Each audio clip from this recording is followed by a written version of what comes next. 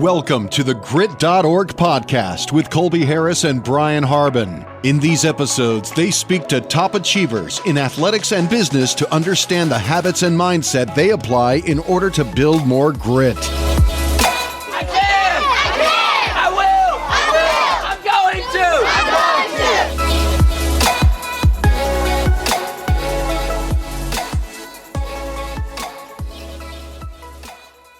Welcome back to the Grit.org podcast. My name's Colby Harris. Alongside me is Brian Harbin. And today we have a very exciting episode. We have our 2023 Grit University interns, returning intern Kevin Butler, as well as first-year intern Christian Cosper. So as you may remember from Kevin's episode last year, he is at Stetson University. He used to play football there before he graduated Ponte Vedra High School. And if you want to learn more about him, you can listen to his first episode. We're going to dive into him today as well. But this year we have Christian Cosper joining us, who is currently a rising junior at Florida State and is local to the San Marco area. He went to Wolfson High School and was a multi-sport athlete and has landed himself here with us this past 10 weeks at Grit University. So we're going to dive right in and just start off by catching up a little bit with Christian and learning more about him before we go into more about this summer. So Christian, starting off with you, tell us a little bit more about how you found out about Grit University, what motivated you to apply, and also maybe how you got to know Mr. Harbin over here as well. Well, I grew up at Southside. That's where my mom went to church. The Harbins are members there, so we were always kind of familiar with their family. My Miss Harbin helped out at VBS for a long time, so my mom runs all that stuff, being the children's director there. So we were definitely familiar. And then a year ago, or not last summer, but the summer before, Brian approached me about doing an internship for Grit, and I was kind of all over the place, didn't really know what it was, didn't know you guys, so I was a little bit hesitant, and then schedules didn't line up, so you did have a broke back at the time, too. Yeah, that was also the main thing. I just broke my back snowboarding, trying to do some dumb stuff. But so that also caused a little bit of problems. But then I came back again this year. I think I saw you at Guatemala Bowl. Kevin was playing in this little charity tournament, too. We were both playing in it, but he came back up to me and asked if I'd be interested, and I 100% was. I really needed something to sort of put me back on the right track from after freshman year. It was really hard to kind of stabilize just because FSU can be kind of crazy a lot of the time, as most people would kind of get the idea of. So I just wanted something that was a schedule and really gave me control. And once I started to learn more about what Grit was and what this internship does for you as a person, as a leader in your community, I sort of dove into it and started the interview process. And I'm curious too, because last summer you worked a lot. You had 2 jobs and you worked in a restaurant for a good chunk of it. What do you feel like you were missing last summer that you feel like you really wanted to get out of this summer kind of going into it? I think last summer it was more, you're just kind of going through the motions. Of course they need you when you're there at your job. I was working at a restaurant, Maple Street, and then I worked on a farm a little bit, which is a little bit chaotic, and you definitely play an essential role in how that business might operate. But if you don't show up to work, someone else can fill your role. Versus here, it's like you're on a schedule and you're really doing this for everybody that you have to show up for, all the campers you have to show up for, and especially you and the 2 other guys living with you. Having to show up every day is important to everyone else around you. And that just makes you a more stable person. It helps you follow the schedule. And I think that was really important. Yeah. And one thing I forgot to mention is you are Eagle Scout as well. So you're not new to the principles, to the work ethic, to kind of, was the word for it, delayed gratification. But this is your first time kind of running more of a summer sports camp, more in depth. I know you've worked a lot in sports, but was that something that excited you, kind of getting to collaborate with business and athletics? Yeah, that was really fun. Sports is like a huge passion of mine, as anyone would understand, growing up playing sports and then in high school, and kind of being able to get back to that outside running around was fun. But also just watching all the kids develop throughout the summer was a crazy cool experience, because it's rare that you get to interact with kids on such a fundamental level for them, something that's so important, such a developmental stage of their lives, and really see change in such a short period of time, whether it be if they came 8 weeks or even one full week of camp and seeing how they develop.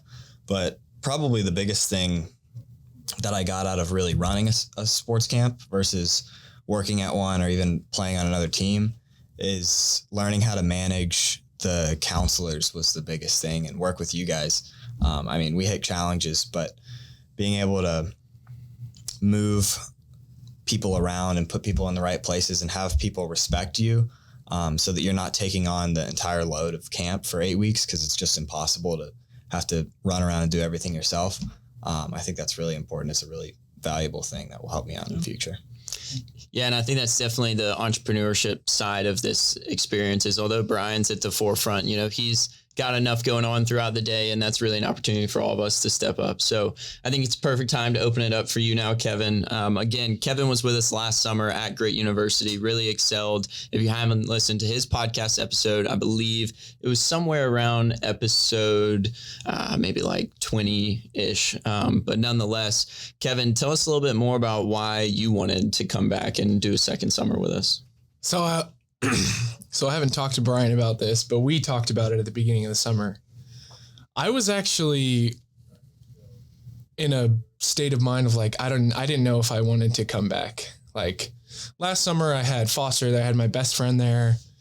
So the experience was like comfortable for me. So going into this second summer, I had already developed all these sales skills, and I knew what we were doing, and I knew how to be efficient at what we were doing. But it was kind of like, what can I get from it? And we had a conversation about like, you only really got 70% of what this internship entails last year, because there's a lot of things you can work on. And he said something that stuck with me, and it was block out all the noise and just focus on yourself. Be selfish. So focus on yourself.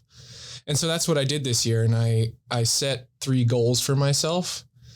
And that was to get $5,000 in sponsorships, to read 3 books, and to get down to 240. Now, getting down to 240 in 2.5 months isn't the easiest thing to do, but I definitely made some progress on that. And I got 2 books done. I got Rich Dad, Poor Dad, and Seasons of Life. And while I was reading Seasons of Life, I had kind of like this full circle moment of like, I'm so glad I returned. I'm so glad I returned, because the routine we're in is just so good for personal development. When I left last summer and then got back into school, and, I have a long distance girlfriend, and I didn't really have like a good routine. It's, roll out of bed at noon or roll out of bed at 8:30 on Tuesday and Thursday to go to class. I have classes all day. And then every other day of the week, it's just, I had nothing. And coming back into this routine was kind of scary, but also at the same time, like reassuring once I actually got there and was like, oh yeah, I can do this stuff. This is in my blood. Like this is second nature to me. And then we got through a wonderful summer. That's right. And it was neat too this summer, even though you didn't have your best friend with you, your girlfriend, who you guys have been long distance with, Paige, she was committed to working with us all summer. Yeah. And so I'm sure that was a fun and unique experience, and getting to take y'all's relationship to another level. Yeah, I think what should be noted about that is what the relationship I get to see day in and day out, spending time with you and seeing you and Jen all the time. When Paige and I first started dating last summer, one of the first things we did, and I stole this from your podcast episode, and the stories you tell us is like one of the first things we did was read Men Are From Mars and Women Are From Venus. And that really helped with a lot of the issues we were having with communication. And I was like, all right, we're going to read this book. Like I bought it. We each had a copy, and then we read the book. And a lot of the things that I took from that is that women operate differently. And one of the things that stuck with our relationship specifically is problems and solutions. So every time we have like a little argument or something goes wrong, it's like, I always ask her, do you want solutions or do you want me to listen? So that's been really helpful, and having her here all summer was new.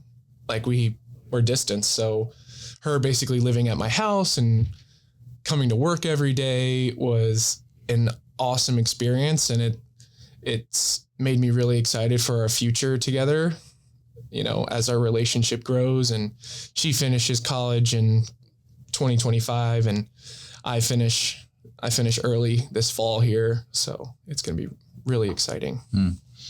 And kind of on that note with books, one of my favorite parts of getting started with Grit University is having you guys go through the Enneagram. And Christian, I know this was kind of your first time jumping into that. And I know you spent some time kind of reading up on it. And I know Kevin and Christian and Colby kind of revisit it, and especially not just learning about yourself, but also, you're living with 3 guys, a 1,000 square foot house. So understanding that. So Christian, tell us a little bit about your perspective of the Enneagram and what that helped you kind of open up and understand about yourself. Yeah. I kind of, at first when I dove into the Enneagram, I thought it was one of those generic tests. I'd taken a lot of those in high school. We had to take them in my psychology classes, things like that. But as you read through the descriptions of each of the types that they give people, it's kind of, I read through all of them and you think, well, this could apply to me if I got selected for any 12 of these. But with the Enneagram, I was reading through all of the types, and it really is specific to people that I know in my life, which is pretty cool. And we found out that all 3 of us are type 8s, which is pretty interesting. I know Kevin's an 8, but he's 9 wing. Yeah. You're the bear. The bear. And then I'm the challenger. And then, are you a challenger or bear? Challenger, for sure. And Kevin definitely fits the description of the bear. But it did help with that dynamic. I think the wings definitely help more than even understanding the personality types, because that's kind of something that you understand what wing or what type you are. I knew I was an 8 kind of, but understanding that the way that I am effective in a workplace is to help other people, like build other people up by exploiting their skills, like showing them that they can do it. And then, that feeds back into the whole process of what you're trying to achieve. Whereas the bear is the protector. So it protects other people. And that's kind of how it draws strength from a big group of people. Mm-hmm. So. Yeah, I think it's interesting too, as you were saying that, one thing that came to mind and kind of like a bear characteristic, being a challenger, like I think it's always been important that like I kind of lead from the forefront of like being the guy to make things harder or more stubborn than they need to be. And I think that applies with Kevin heavily, because like I feel like whether it was like playing basketball or working, like I feel like I give both you guys a decent amount of tough love. But I've always said with Kevin, it's funny because like you could really push his limits and then just like let him get a shower or some food and then we're good to go. Like it's like nothing ever happened. So you get his best out of him. You might piss him off to the max, but then about 10, 15 minutes later, it's like, okay, that was, everything worked out fine. And I think the Enneagram was really good for like all of us to be on the same page at the beginning of summer of just like kind of where we're at. And especially since we'd only met through Zoom one time, I hadn't seen Kevin in a couple months. So it was good for all of us to definitely get that base level understanding, especially with you coming in the house, Christian. Yeah, it's funny. It's funny that it's called the bear because I felt like I heard it several times over summer where like, a junior counselor would mess with me or, a kid, did something that I didn't like. And, all I would hear is, oh, you poked the bear. And I was like, whether they knew it or not, like, yeah, I got a quick fuse. What can I say? Well, and for you, Kevin, Brian, was there something you wanted to comment on that? I was just going to say, you kind of touched on it a little bit earlier about going back to school and not playing football this year and kind of what it was like for you to go through that Tell us more about that first like week or two back and readjusting to the schedule. Not only with camp starting, but from the workouts to the nightly routine. I mean, you're pretty much going from zero to hero overnight where you're keeping up with us for 12 hours a day. So Christian, you can kind of comment on this as well and going through your first summer, but for Kevin, how was it for you just readjusting, getting back into the schedule this year?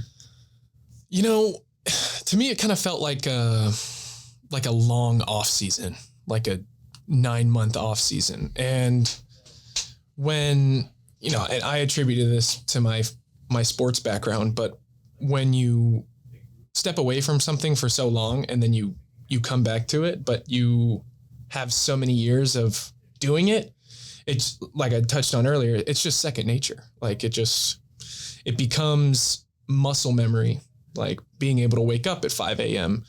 Be like, I set one or two alarms and I'm up. Waking up early, working out, going through a long day. I mean, what we do might be hard for the average person, and at the time of this recording, thousands of kids in college are going through fall camp. And that's the hardest thing I've had to do in my life, was not only wake up at 5 a.m., but then go do a football practice and then go to a meeting and then do another meeting and then a snack and then a lunch and then a dinner and then another walkthrough practice. So what we do here is easier because I've done something harder physically. So that part of it was an easy readjustment. But the mental side of things, like, it was hard for me to sit down for 12 hours and, you know, run camp for 6, which is physically demanding, emotionally demanding when you're dealing with kids, you know, what people call emotional labor. I mean, some of those kids, they, you know what we go through, but, and then going home and trying to have the mental acuity to, you know, make sales calls and prospect leads and, you know, close deals and, you know, write emails. It just like, it becomes mentally tedious. And I kind of felt that at like week 3 or 4. And that's why I told you guys, like, I wanted to get done with the sponsorships in the first 3 weeks, because like, that's my wall. My wall has always been like, even last summer, it was like, when I reflected on last summer, it was like the first 3-4 weeks, it's like, bam, bam, bam, bam, got everything going. And then after that, it just becomes like a struggle against your own brain. It's like, oh, well, I'm completely mentally drained. Like, I could just, you know, sit here for a little bit, and that little bit turns into an hour and then 2 hours. And then, oh crap, it's 6 o'clock.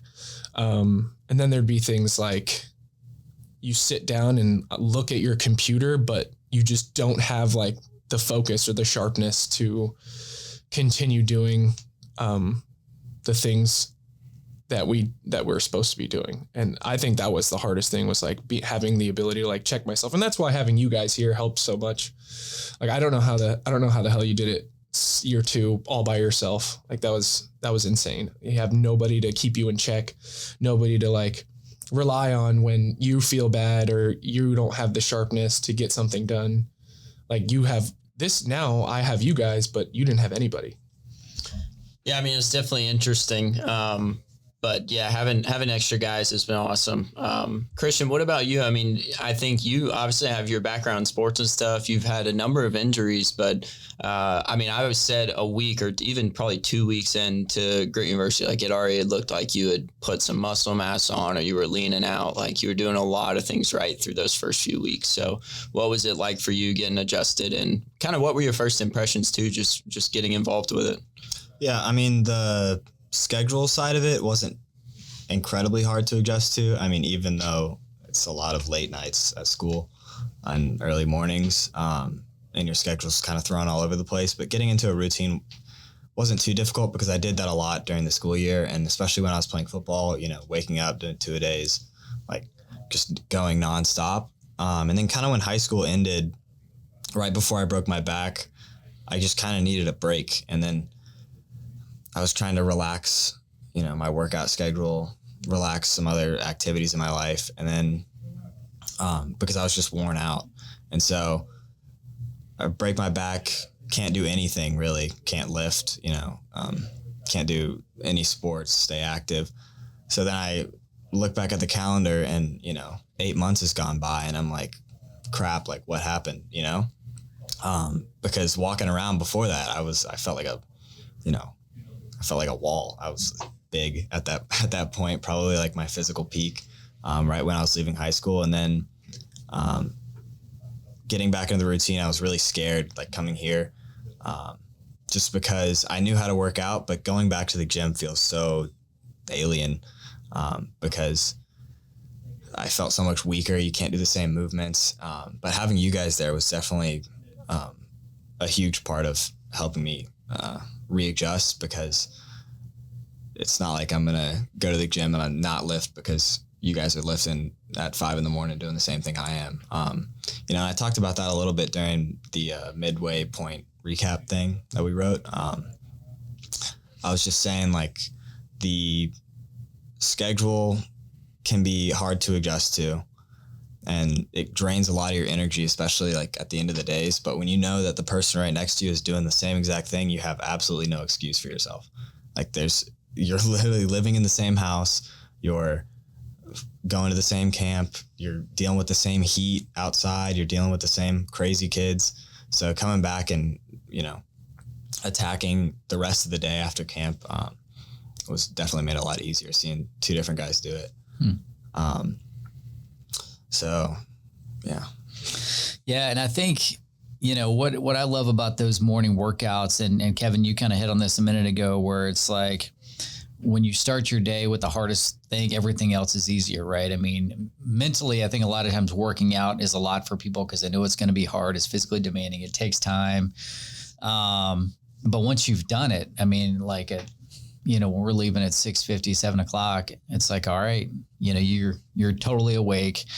You feel good. And so the fact that you guys, did that every single day relentlessly, that's a huge testament. And hopefully you guys bake it into your schedule, throughout the rest of the school year. But one thing I wanted to ask too, so after camp, and we'll get to camp here in a minute, but so after camp, obviously, you guys spend a lot of your time doing sales calls, and the pitch is really helping getting businesses or individuals to sponsor underserved kids to be able to come to camp. And so the product you're selling is really the camp, but you're also having to call on people that maybe know you, don't know you.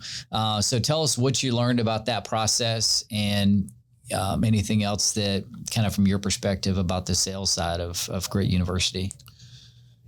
Prospecting takes time. My biggest sale this year was from a local guy, a CEO of a business here in Jacksonville. And, his kid comes to camp, and, early on we set the foundation for camp and what kind of business we are by going and hand delivering water bottles to each kid. So I run into this kid and I'm delivering his water bottle, and I have a 3-hour-long conversation with his parents about, what we do, what I'm doing at school. And then, when you small talk with people, you find things out about them. And, I found out that one of their, family friends is one of my professors at Stetson. So that was a really cool experience. And then I got to talking about that, and, that was in March. I sent this guy a text message 6 or 7 times before he responded, and we had hit it off in the conversation, but he's a CEO, he's a busy man. Texted him 6 or 7 times, finally get him on the phone, and I give him my pitch. It's at this point now on year 2, it's fairly easy to talk about. And then bam, right there. Yeah, I'll sponsor 20 kids. Holy cow. I mean, that was insane. And I mean, I got off the phone and I immediately just started like jumping for joy. Like, I mean, these guys probably heard me. I was screaming like a little child in the grit headquarters. Well, I couldn't have expected it was going to be so much. I was like walking to the bathroom and Kevin tries to stop me. And I'm like, no, don't stop me. I got to go pee. And then he's like, no, screaming through the door. He's like, let's go sponsor 20 kids. Kevin was like 20. I was like, $20? What do you mean? Yeah. I know. I was like, I was like half asleep. This is like the end of the day. And I'm like, wait, what did you And then say? the check, you didn't even, that was crazy. Oh my gosh. And then this is another thing about the sales process. It's closing. Be efficient with your closing. Figure out what needs to get done and over communicate the close, because I mean, it was so frustrating. Like, I go to his office, we talk again, and it was a really nice experience. And I went to the wrong location. I went back to his house, and he didn't explicitly say to go to his office, but so I drove to his house, and he's like, "Oh, I'm at my office." So I drive over to his office, talk to him, and then he writes me the check. I walk out. I'm like, "Let's go. Got the check. Time to drop it off." Nope, he didn't sign the check. So I drive back, or I schedule to meet him again, and then he signs the check. And then we finally got the close. So I definitely learned a lot about the do's and don'ts of the sales process that maybe I didn't quite get last year, of like, all right, make my pitch, cold call, close, get them to mail a check. There was finer details because it was a bigger number. And I like relating how I viewed this summer in regards to sales to a class I took last year. It was like sports marketing and sponsorships. And a lot of what they do is they say, well, this is what inventory we have, and this is what we can offer a brand in order to be like a sponsor with the Jags, like the Jags and Miller Electric. Miller Electric just built a $30 million facility.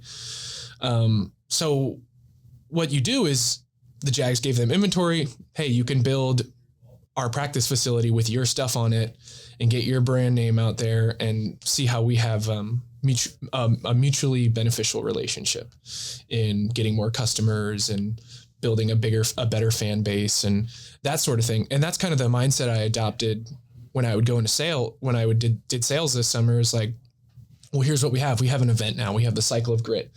And we talked about putting their logos on the bike suit, that sort of thing, or putting their logo on the Grit Camp sign where all the parents drive by when they drop off their kids, and doing a collaborative social media post on you sponsor a kid, and you can post it on your Instagram or Facebook for good PR for your brand. So utilizing the skills I learned at school to make this summer better was definitely useful. Yeah. And, and then the follow up to, when you send the sponsor, all the kids that were there and pictures and everything else, their sponsorship kind of comes full circle. How about you, Christian? Anything to note from the sales process, what you learned from it? The first pitch I did, very underprepared, I would say. And I mean, I knew the information, and I'm a very confident person when I'm talking to people that I don't really know, or even people that I do know, but they were there. I was just all over the place, like scatterbrained. And I was reading the Greatest Salesman, and it was, I think it's the third scroll talks about like peace, or is it love? I can't remember. But I had some epiphany where I realized that like peace and confidence have to go together. And I had confidence, but I didn't have peace of mind in, fully understanding the information that I had and fully accepting the outcome, whether it be good or bad in a sales call. So going into the next ones, I was like, just completely not even focused on the information that I was giving because I was confident that I knew it. Just making sure that I was calm the entire time. And that definitely helped a lot. And going into the next calls, and even after the call, just being able to like move on if it's gone bad, not worrying about it and letting it affect the next person you're going to talk to. Yeah, that first one was pretty funny because I remember we all went in and I kind of just was like, Christian, you're just going to do this one. Like you, I think you already had a connection with the lady, and I was like, you're just going to do this one. So just go do it. Don't worry about it. And you do speak well. I mean, I've said every time we go somewhere, like you seem to know somebody, like, everybody in Jacksonville. And after that conversation, again, the tough love thing, I was like, yeah, Christian, that sucked. Like that, you would not have just closed that sale. You're lucky she knows you and she likes you. Otherwise, she was not writing that check. I was like kicking myself the whole time. Yeah. All right home. I was like, I mean, but I wasn't holding it against you. I think that's like, I remember when Brian first trained me on the sales stuff a little bit, we were just promoting camp and we were like going into businesses just asking to hang flyers, and I botched at least 5 businesses before I finally got a flyer up, and all we were asking is a little piece of masking tape to put it in the window. But I think it was cool to watch, like the same thing we've always said is like, once you go to camp, it's a game changer. Like you need to be able to see camp to really grasp the concept and to really be able to talk about it. So do you think once you kind of got a chance to be at camp, do you think that really changed everything for you in the sales side of it? Like, I guess to be able to go around, talk about it, you kind of were able to walk the walk at that point. Yeah, 100%. I mean, it's like when I was going into the first couple, it was definitely like I was trying to sort of fit the script, like I had a list of information that I knew about Grit Camp, but since I hadn't been there, it was kind of hard to sell somebody on it because it wasn't natural trying to have a conversation, because it is sort of an awkward thing asking people for money. Like that's just how it is. So you have to it has to come across not awkward. So if you give them like a bullet point, why they should be involved. Exactly. It's going to be more difficult to sell them on something. So I think being able to just have more of a conversational interaction with somebody than just a pitch definitely helps a lot selling people. So after camp, I was much more comfortable with that. Yeah, and one thing I do want to mention too is, so obviously I've been doing the Grit University program for 4 years, essentially since 2020, and now like been leading you guys and with Jack and Kevin last summer. But this year I actually went on a trip for a week and a half. I missed my first day of camp in 4 years, other than the day I graduated high school in 2020. So I wanted to ask Kevin, especially for you, when we had that conversation about ways you can step up, like that was one of the first things I told you is like, look, man, I'm going to be gone. So anything that you think you lean on me for, you're going to have to step it up. So Kevin, you go first, and then Christian, I want you to talk a little bit about it too, but kind of that week I was out, that was early on in the summer. That was only the second week of camp, halfway through the second week of camp, I was out. So what was that like for you guys to really kind of have to fill some extra shoes, just being down a counselor even for the week? It became a thing of more like being self-reliant on motivation, like whether you intended to or not, seeing all the things you do provides me with motivation. Like, oh, well, he's doing this, I can do it too, and maybe that's being a type A and being a challenger, like seeing somebody else be successful at what they do and me doing the exact same thing. It's like competition, right? And with you not there, I had to be very, very self-motivated. And that's like the week you were gone is when I really dialed in, I felt like, on efficiency. I talked to all of you about the number one thing this summer that I want to do is be efficient. And I felt like when you were gone, that's when that really started kicking into gear, because it's like, what, week 3 you're gone, half a week 2, week 3. And we just dialed in, and the afternoons, like the weeks you were gone, like is when I did all that stuff with Chris. And, there was a hiccup at camp, but, you were living in Greece, and I was like, dude, what do I do about this situation? Hammer. And then he's lay down the hammer. He's like, Colby, Colby's, on a cruise at 3 a.m., at a karaoke bar, and I'm like, Colby, what do I do about this situation? He's like, you got to bring the hammer down. It was so funny. Not on some kids. Just granted, this was a leadership, a time for some leadership within the team. And yeah, I mean, when I say things like that too, it's just, I think it's also a time where it's like, for you, I think it's really good to put you in those positions. Again, like I like to see people, rising tides lifts all the boats, and like you had to be the tide, right? Like that's kind of how you're insinuating me, and how we all see Brian is like someone has to be the one to do the pushing. And at that time, I was kind of like not excited that there were things going on while I was gone, but I was a little like, I like to see a little test thrown at him right now. But as I've heard, you handled it greatly. Yeah, and I just, you just kind of fall back on the things you're taught, and reading Seasons of Life just reminded me a lot of those things that I was taught, and gave me a blueprint for how I should handle the situation. Like, give us an example of something you learned from Seasons of Life that you like, one of the principles that you felt like you applied pretty well. So this definitely ties into my relationships. The 3 things on how to be a man built for others: relationships. I'm blanking on the other ones. But what stuck with me was false masculinity, and the 3 things that make up false masculinity. And I talk about this in a relational sense is because as young men growing up, you kind of have this sense through the media, through what society tells you a man should be, is that sexual conquest, athletic performance, and financial success.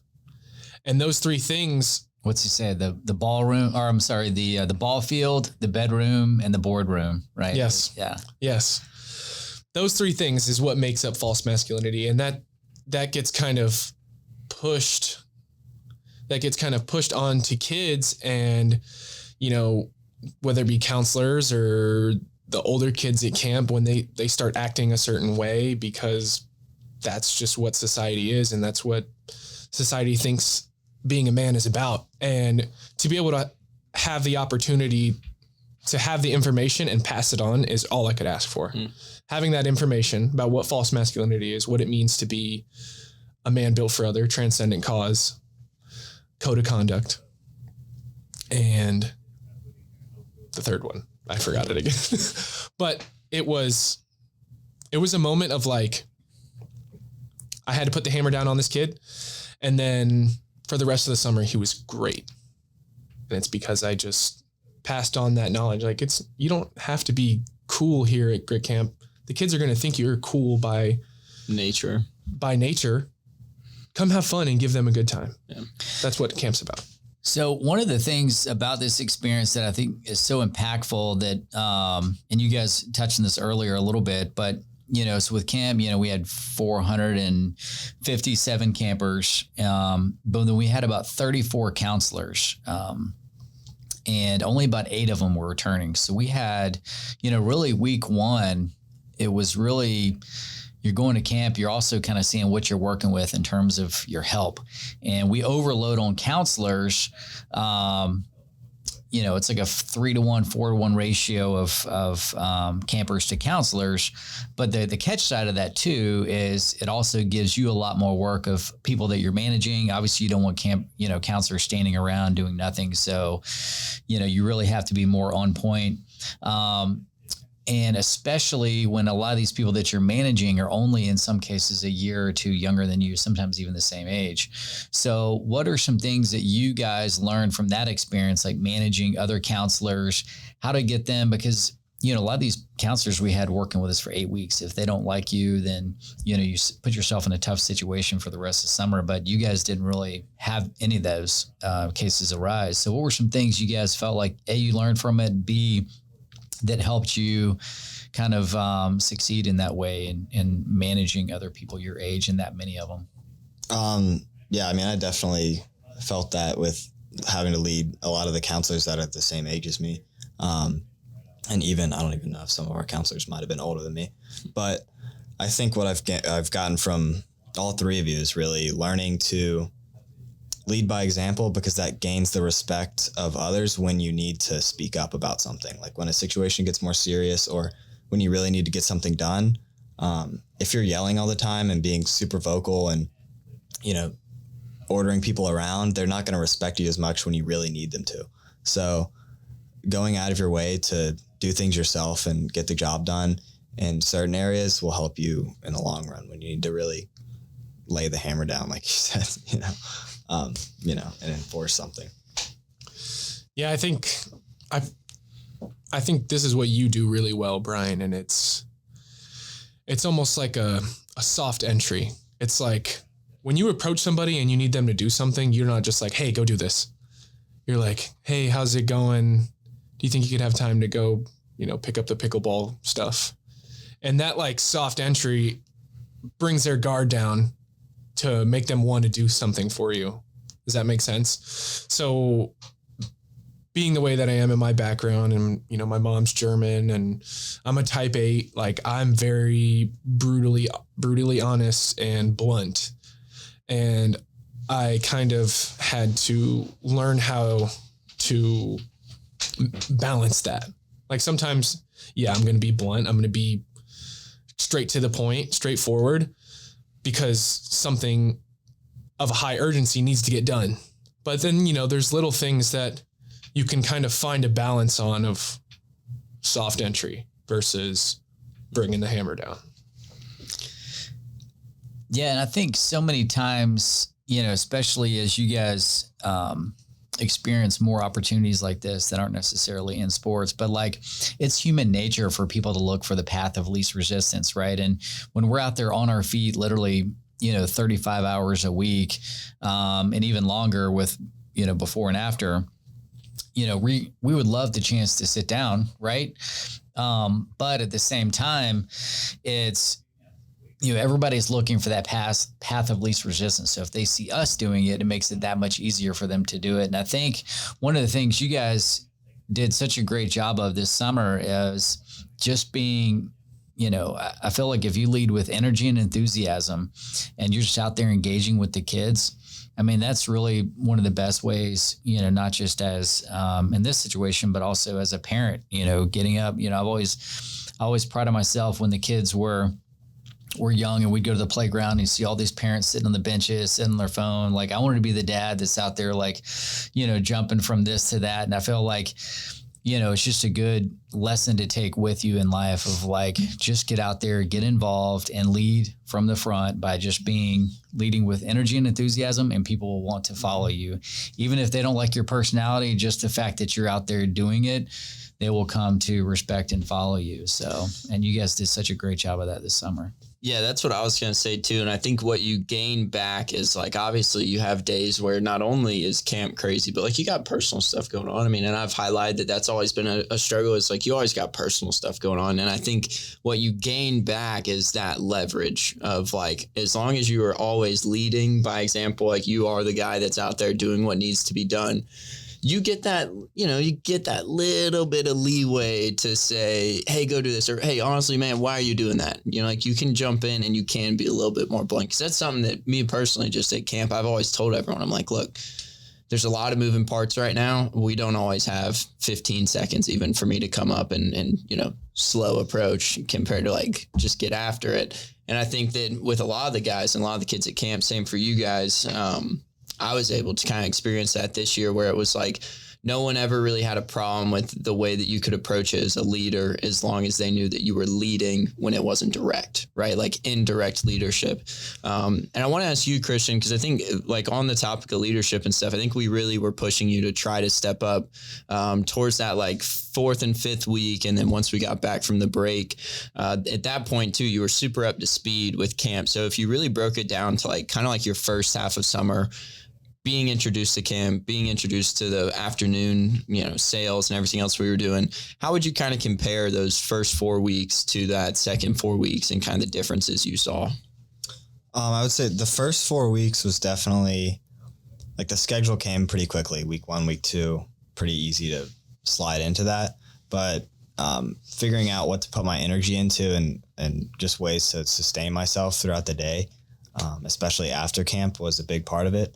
And then week 4, that was the beginning of the summer. So I kind of had that down. And got into the routine sort of towards the end of those weeks, like really started with the reading, started with the journaling,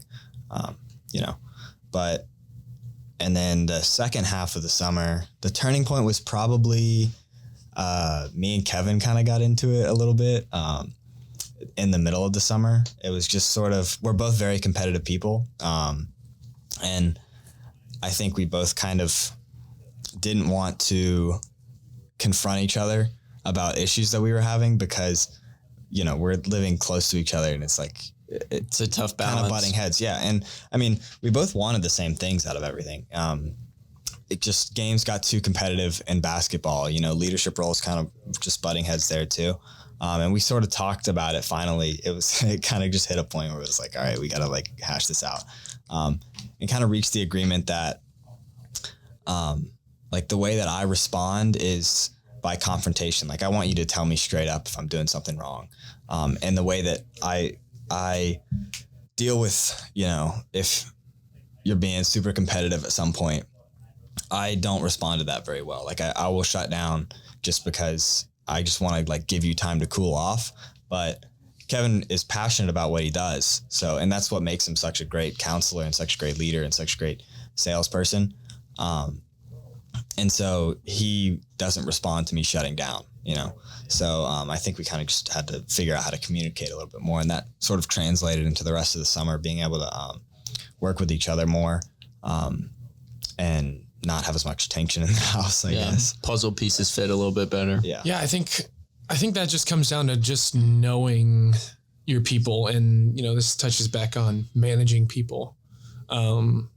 Sometimes with younger people, it's a lot harder to be confrontational. And, you learn along the way how people act and how people respond to different things. And, working with Colby and Foster last year was different because I knew both of them pretty well. And then to have somebody new in the house and not know how to handle it, I had to consult you about it. I was like, what do I do? Like, how do I go about this? I don't want to be rude. I don't want to make it worse. Like, how do I solve the problem? And, I think what set it off that we needed to have the conversation was, it was something like petty, like the basketball game. The basketball game. Oh yeah. I'm running Swisher and you were running your group and then the same thing that day with the lunchroom. And I was like across the lunchroom and they're eating cereal and I was like, come on, Christian. I just like snapped on you. I don't know. It just became like an issue for me because being a type 8, I'm sure you guys feel this, is the only way to do something is our way. It's the Colby way or the Christian way or the Kevin way, and it's hard to like blend that and say, well, I want to do it this way. And, we talked about it a lot. That word came up, or this phrase came up a lot over the summer. It's like, I don't love it, but I can live with it. Yeah, I was just about to say. I mean, on this topic of discussion, man, oh my gosh, I think, talk about leadership. Where I grew as a leader this summer is I just decided to start taking some steps back. I was like, look, y'all make a decision and I'll see it through and I'll do what needs to be done and we'll make it happen. But it's like, I do believe that at one point or another, it's like someone has to lead and that person gets to be leader. They call the shots, they make the moves. And like, if we're all looking at each other, badgering back and forth, I'd look at Brian and say, Brian, make a decision right now or I'm about to lose my head. Like, I need you to say something because I'm not letting either of these guys do it. And if it's not me, then it's going to be you. So you say something and we're going to go do it. But I think like from the outside looking in, like with all of us, it was the same thing of like, knowing when to push and then knowing kind of when to let up. And I think between the two of you guys, there was less of like, pushing each other for the betterment of where we were trying to go. Cause I know where like we needed to go, where to push you guys. I think you guys were kind of pushing each other without a means to an end. You know what I mean? And then once you guys were able to come together, it all like definitely started to smooth out. And I think also that helped us like open the gates to trust you more, Christian, and like let you just, what you say will do, or, what you believe is best. And then also just giving you the space to do what you need to do at Grit Camp.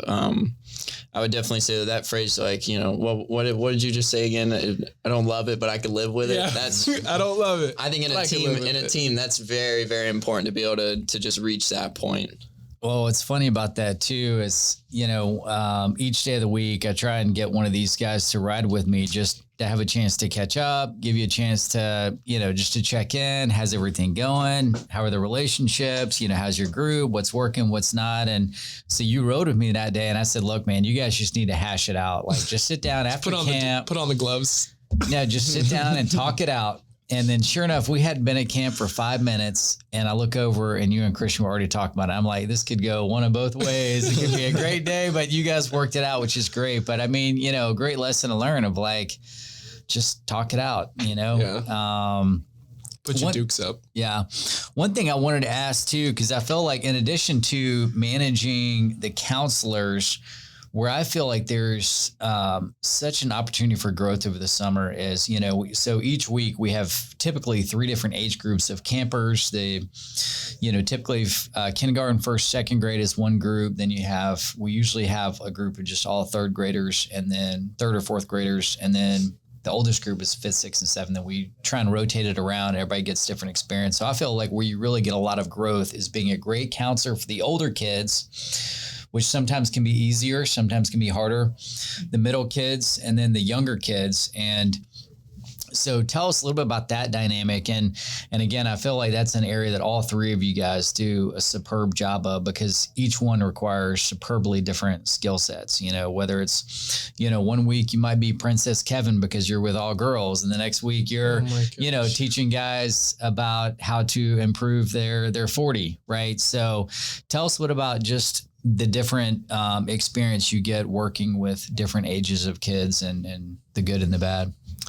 Yeah, I mean, I think across all the age groups, gaining respect from the kids can be hard to do early in the week. But as you do more activities, that gets easier naturally. But there's always some kids that kind of stick out and don't really want to pay attention. They want to do their own thing, especially within the older groups, because they have more of a sense of individualism where they feel that they want to be in charge. They should feel that they should have a little more power, or they want to be cool, not get involved in the game, stuff like that. But Kevin kind of mentioned this before. I don't remember what week it was, but we were having kind of an issue with a camper, and who's a great kid, but was just a little all over the place. And he was like, you kind of just have to give him play into what he wants for a little bit. And then after that, then you can, sort of, he wants to be more involved with you if he understands that you're into what he's into also. So I think that goes back to the same thing that I was saying earlier about gaining respect from the counselors and, the you 2 guys or anybody. It applies to the campers as well, is gaining their respect so that you can, when you do have to enforce something on a camper later, or, get them to do something, they want to be more involved and they respect you a lot more. And I think that applies to all the groups, but there's of course different dynamics with each of them. Kevin? I got nothing. I mean, he pretty much covered it perfectly. Yeah. One thing I was going to piggyback on that too is, a lot of times as you guys get older into management, everything, a lot of times, and, because each week, definitely want to put you with a counselor that's like just a steady, great counselor that's proven themselves, right? And you guys saw this over the summer. You don't want to give your best counselor the worst situation every single time to deal with. You want to, because you can trust them, they're going to do a great job. At the same time, you don't want to wear down your best asset. And so many times in business and in life, companies do that. They take their best people and they give them the worst problem every single time. And over the course of time, that great employee is going to be like, man, I'm your best person, but yet you keep giving me the worst jobs. And so that was a good way too for you guys to see of like, being able to manage those different personalities and how to get the most out of the people that you're working with, and to get as much as you can out of the people that you're only going to get a certain threshold. Yeah, I think that's interesting, because we talked about this earlier in the summer, kind of between all of us. When you have a counselor that you're kind of struggling with, when it's hard to get them involved, just giving them a ton of tasks is the best way to handle that situation, because when people overcome challenges, even artificially like that you give them, or if you give them a job and a purpose, they're going to be they're like automatically want to be more involved in the whole process, because they understand that they're a part of it. So, and that applies to really everything. It's just giving people a job and giving yourself a job too. So just making sure everybody has a role. Yeah. Oh, go ahead. No, you're good. One thing I definitely wanted to ask, I mean, now it's been about 10 weeks, we're pretty much wrapped up and just got a few more things to iron out with the banquet tomorrow. We got a counselor party to attend, a little Topgolf action. But, between everything, what would you guys say is either like a high point or an especially special moment or experience that you've gained from this summer? I'd say working with my girlfriend all summer was a blast. And dude, getting D Brown to come speak at camp. I mean, what? D Brown played against Jordan, played with Larry Bird. He's like, yeah, Larry Bird was my mentor. What? Okay. So, but very, very cool guest to have. But while he's speaking, I just have this something happened and I just had this moment. I was like, kids are so egocentric.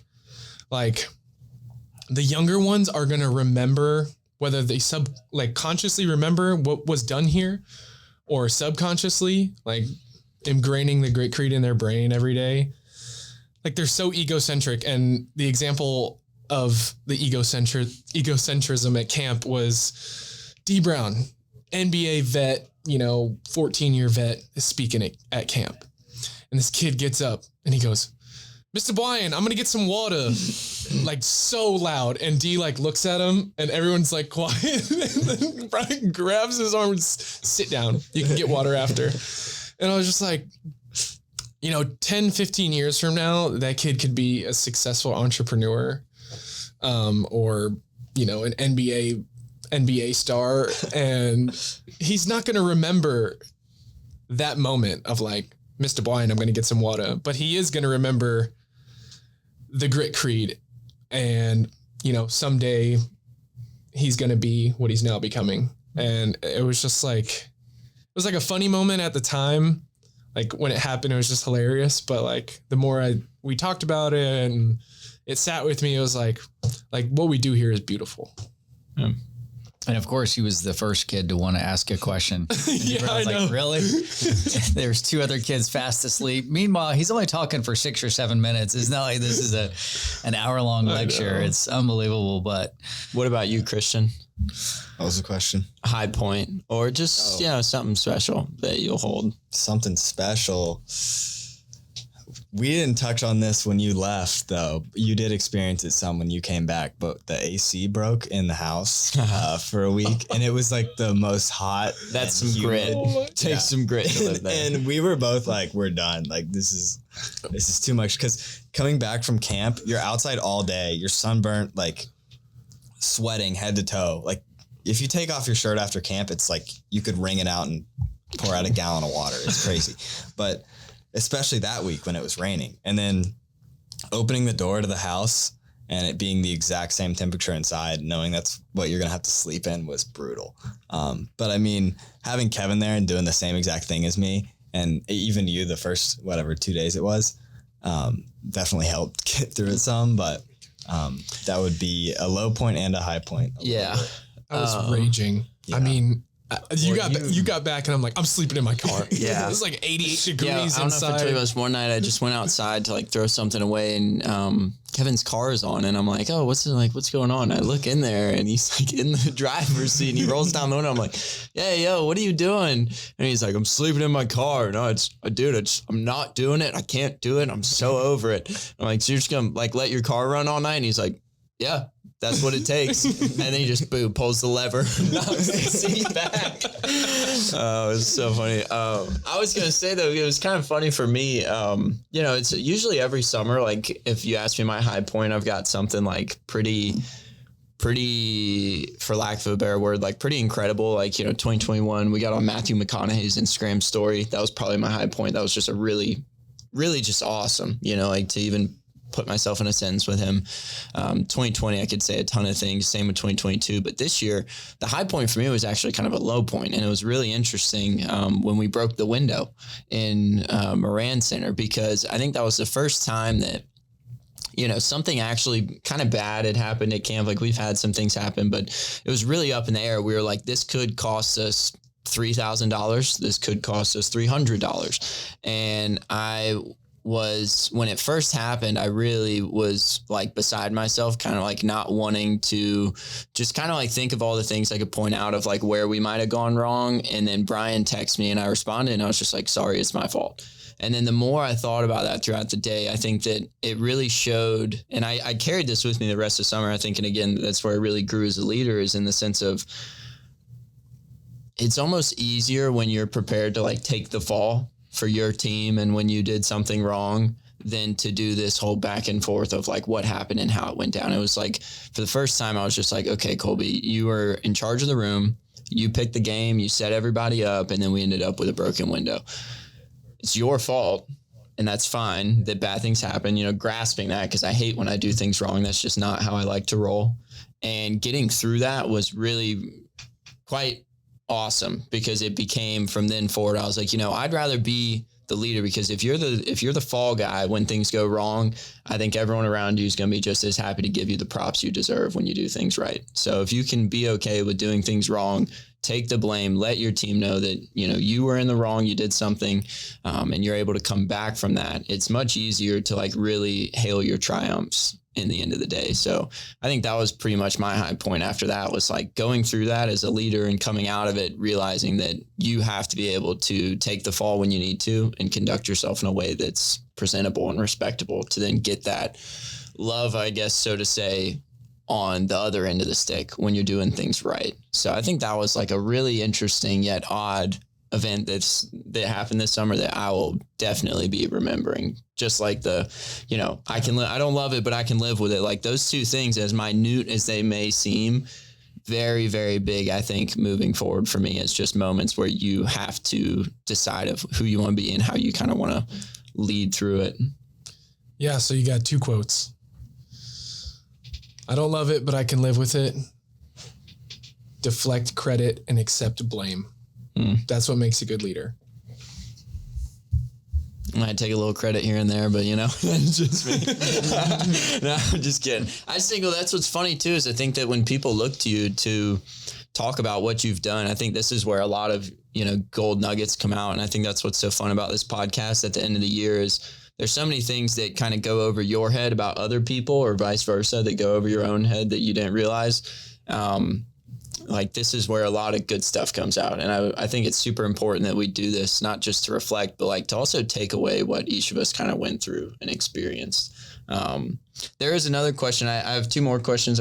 Brian, do you have one more too that you want to jump in on? I was just going to throw my 2 cents of my favorite part of the summer was, it's really even that last day, just capturing that moment, because anytime the four of us would play soccer or hoop jam together, it's just a lot of fun.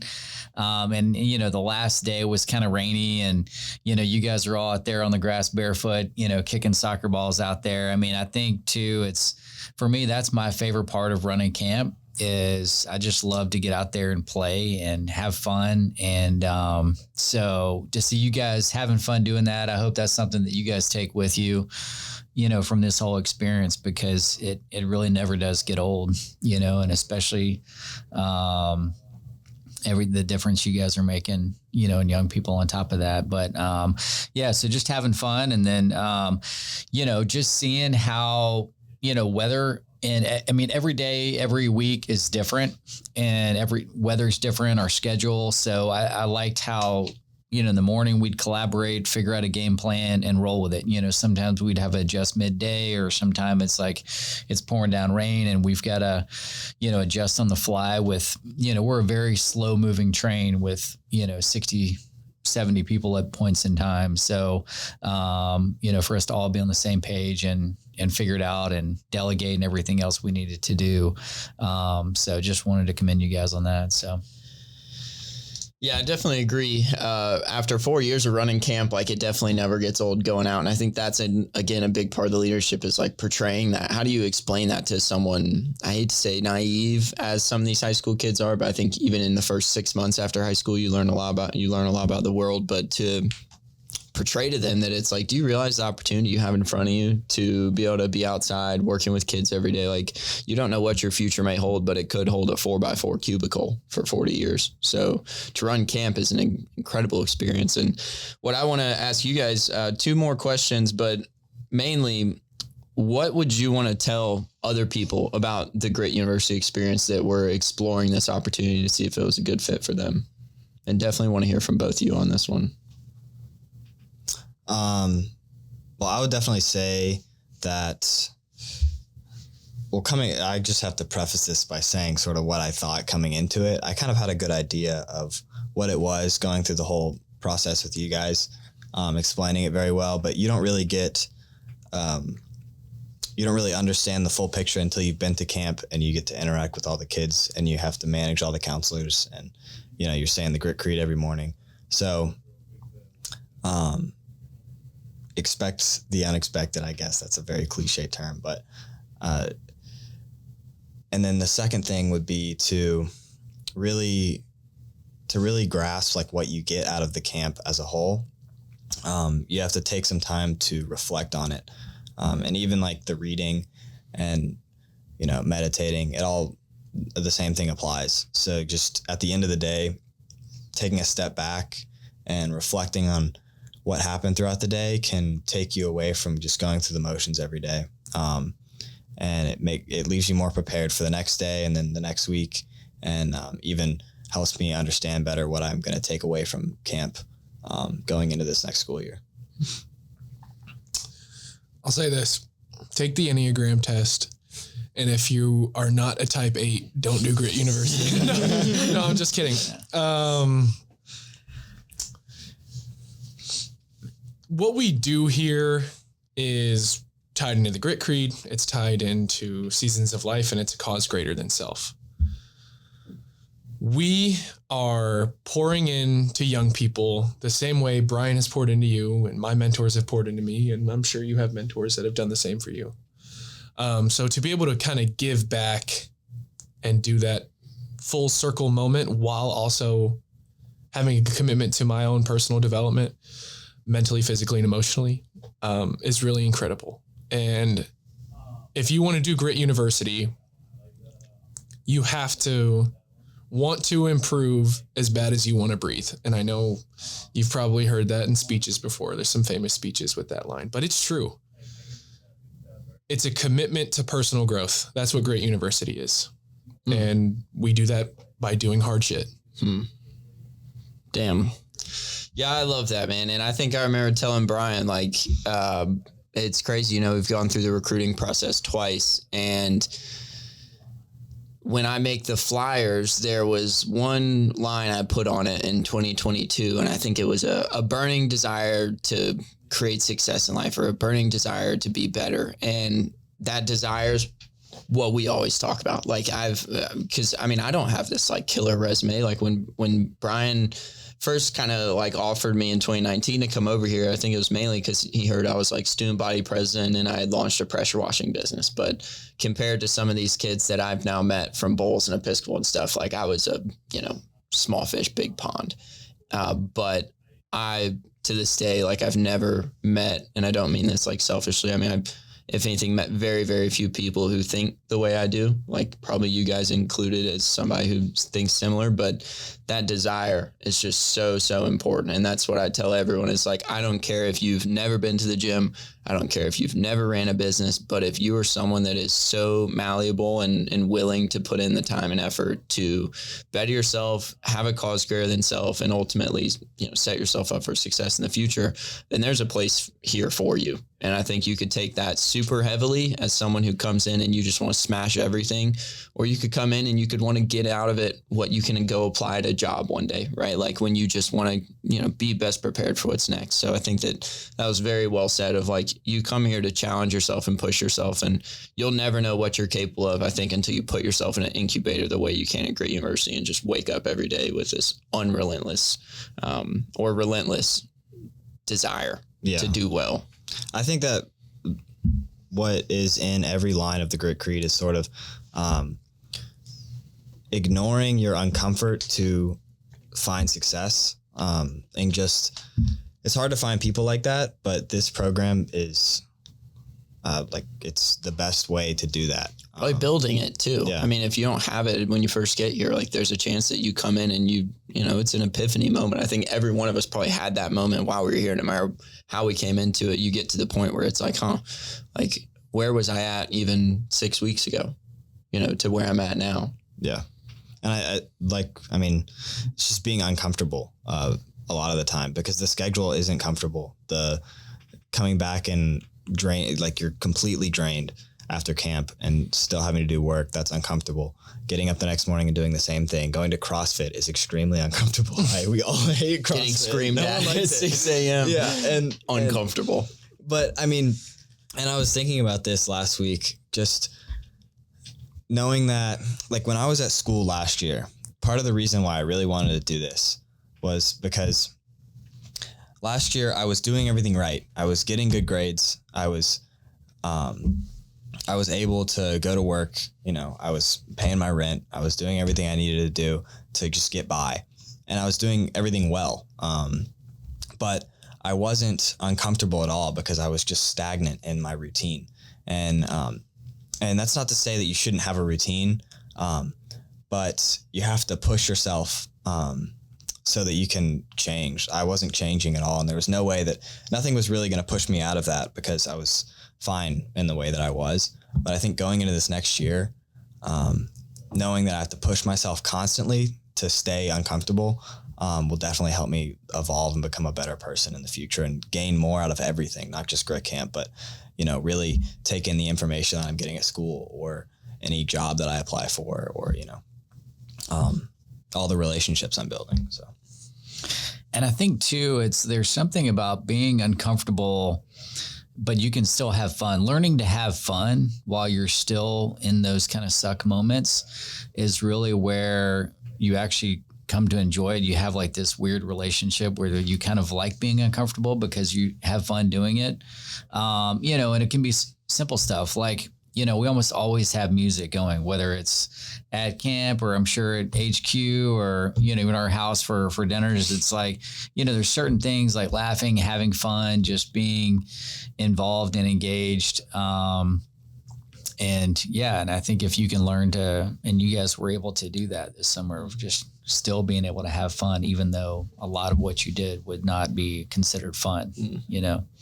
Yeah, and I think me and Brian have definitely had some fun over the years, but I think the last 2 years were just like the business started to get dialed in, and we knew more about, you know, how to keep it afloat. Like even if you guys both woke up with COVID one day and me and Brian had to go to camp, we wouldn't probably break a sweat. We would be like, all right, you know, we can go in, we can get done. Same when Jen was out of town. If Jen would have left at any other time, we would have been like, oh my gosh, this is madness. But I think that fun aspect of it has been huge for me the last 2 years. It's like there is a way to do some really hard stuff and challenge yourself and have fun in the midst of it.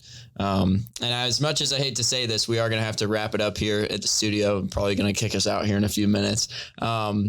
But obviously every day we recite the Grit Creed, as you guys know. I'm actually gonna have you recite it in full right now on the show. No, I'm just kidding. All right, Christian. But the 12 principles for everyone that doesn't know, if you've listened to our show before, it's gritcreed.com, 12 principles that the company's really built on that Brian put together. And I just want to ask both of you, what part of the Grit Creed resonates most with you and why? I will lead by example because my purpose is larger than me. And I say that because, you know, I mean, I've talked about this multiple times already, but I learned that principle a long time ago. And being here and saying that every day and teaching young people that makes me believe that I'm actually committed to a purpose that's larger than me. And it's like I said, it's just a full circle moment of like someone showed their purpose to me or gave me their purpose and was committed to me and committed to how I was doing, whether, you know, my parents or a mentor. And I feel very fulfilled with doing the work that we do. Yeah. Mine would have to be the second to last line, the longest one. I will accept the things I cannot change, have the courage to change the things I can, and seek the wisdom to know the difference. I think that kind of encapsulates the whole grit creed right there. I will accept the things I cannot change doesn't mean just accepting the problems that are around you, but it means being able to adapt when you're having a problem with a specific person, or just understanding that, you know, if I have a problem with Kevin, I can't change who he is as a person. I can't do that. So I have to look for ways to move around that. So I will accept the things I cannot change, and then have the courage to change the things I can. Finding ways to adapt around that problem that you identify, and then seek the wisdom to know the differences. Choosing the right path as much as you can, as often as you can, and staying with the schedule and keeping good relationships with the people around you, and always trying to improve yourself is the best way to do that. So. I like that one a lot too. I said yours in 2021 when me and Brian did the first episode, and he asked me, I said that same thing, because it's just like you couldn't get by. But I do think that the wisdom of knowing, you know, essentially when to fight or when to fly is what everyone's looking for. Like, that's what I think is, that's like when you said that, I was sitting over here like, that is a really good line. I mean, that's what we all want, is like, we're only doing all these different things to get the wisdom to be able to know how to make the right decisions. That's what I always came back to the kids with every time, was I will accept the things I cannot change when they can't get 2 ice creams because they didn't do anything to get 2 ice creams. That's what I said every time. That's how life is. Oh, why does Susie get soda? She won Simon Says. What can I say? Susie's cool. Well, Brian, I think we're about wrapped up here. Any closing remarks? Anything you want to say before we close it out here? Yeah, no. You know, this is always fun just to hear y'all's take on the summer, and you know, really enjoyed getting to you know, do this side by side with you guys. And you guys keep me young and energized, and keep me relevant. Learn all types of new terms and phrases. Pause. And but no, I mean, I would just say let's just really enjoy tomorrow, you know, with the counselor banquet or the counselor appreciation, and then the banquet tomorrow night. It's a really special moment to have your family there and in that setting. And so, yeah, look forward for whatever's next for you guys, and we'll always be here for you. So. Yeah, I agree. Killer summer for sure. I mean, I think, again, it was just it was interesting. You know, we found a ton of success in the business and in our growth, but I think it's definitely a lot of fun. Felt a little bit easier over my way for sure. And I mean, again, like when we're talking about, you know, the highs and whatnot, it's so non-materialistic this year, like non-eventful. It's more just like the powerful things that I think occurred that you wouldn't just jump at to be like, oh, wow, the you know, such a crazy event right there. But it's these slight things that I think are going to make the difference in the long run. So it's been good having you guys at the house, and we appreciated you being here. So hopefully maybe we'll be able to do it again here soon. But for sure. Yeah. That's it for us here at the Grit.org podcast. To learn more about Grit University, you can visit grituniversity.com. You can find Kevin and Christian on Instagram, as well as a few other platforms. Hopefully these guys have a good year back at Stetson and Florida State. Again, that's all for us here at the Grit.org podcast. Please share this with someone you think it would resonate with or impact. Thank you again. Have a great day.